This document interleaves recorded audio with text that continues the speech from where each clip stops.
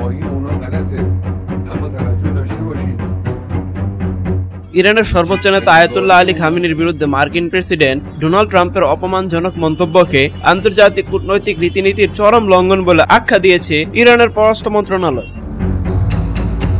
এক বিবৃতিতে মন্ত্রণালয় জানায়, ট্রাম্পের এই বক্তব্য শুধু জাতিসংঘ সনদের আত্মনিয়ন্ত্রণ অধিকার সংক্রান্ত মৌলিক নীতিমালাকেই উপেক্ষা করে না, বরং এটি একটি সম্মানিত সভ্যতাকে অবমাননা এবং বিশ্বের লক্ষ কোটি মুসলিমের অনুভূতিকে আঘাত করে।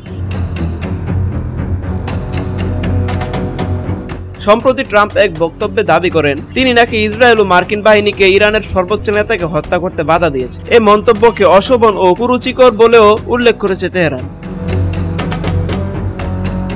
ইরানের পররাষ্ট্র মন্ত্রণালয়ের বিবৃতিতে বলা হয়, ইরান এবং মুসলিম বিশ্বের ধর্মীয় ও রাজনৈতিক নেতাদের প্রতি এই ধরনের অবমাননাকর এবং দম্ভ ভরা ভাষা যুক্তরাষ্ট্রের ক্ষুদ্র চিন্তাধারাকে তুলে ধরে, যা তাদের সংলাপ ও সহযোগিতা প্রচেষ্টাকে অবিশ্বস্ত করে তোলে।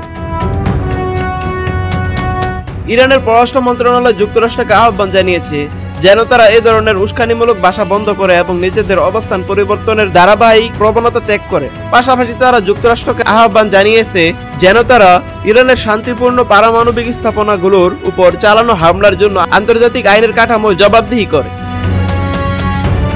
গত 22 জুন যুক্তরাষ্ট্র আনুষ্ঠানিকভাবে ইসরায়েলের সঙ্গে মিলে ইরানের 3টি পারমাণবিক স্থাপনায় হামলা চালায়, যা জাতিসংঘ সনদ ও পরমাণু অস্ত্র বিস্তার রোধ চুক্তির সরাসরি লঙ্ঘন বলে দাবি করেছে ইরান। এই ঘটনার জবাবে ইরান কাতারে অবস্থিত একটি গুরুত্বপূর্ণ মার্কিন ঘাঁটিতে ক্ষেপণাস্ত্র হামলা চালায়। এর ঠিক 2 দিন পরেই প্রেসিডেন্ট ডোনাল্ড ট্রাম্প একটি অস্ত্রবিরতির ঘোষণা দেন। ইরান জানিয়েছে যুক্তরাষ্ট্রের সব দৃষ্টিভঙ্গি শুধু কূটনৈতিক সুজন্যবোধকে অপমান করে না, বরং এই আচরণ পুরো মধ্যপ্রাচ্যকে যুক্তরাষ্ট্রের গ্রহণযোগ্যতাকে প্রশ্নবিদ্ধ করে তুলেছে।